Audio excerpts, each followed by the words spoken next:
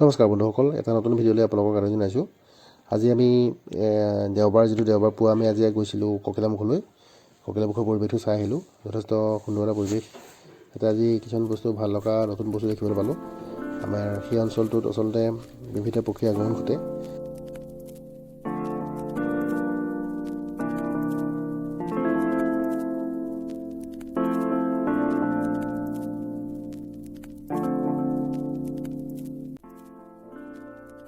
এই অঞ্চলটোত দেখিবলৈ পোৱা এবিধ বিশেষভাৱে উল্লেখযোগ্য পক্ষী হৈছে শগুন। আজি আমি শগুনৰ উপস্থিতি দেখা পালোঁ সেই অঞ্চলটোত, আৰু সি এটা যথেষ্ট ভাল লগা খবৰ আমাৰ কাৰণে।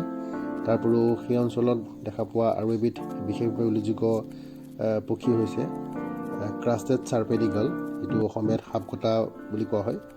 এইবিধৰ উপস্থিতিটো আচলতে কাজিৰঙাত আমি দেখিছোঁ, কিন্তু সেই অঞ্চলটোত চৰলাকে আদি কৰি বা যিটো ককিলামুখ অঞ্চলত এই চৰাইবিধৰ উপস্থিতিটোৱে যথেষ্ট এটা ভাল লগা খবৰ আমাৰ কাৰণে আচলতে।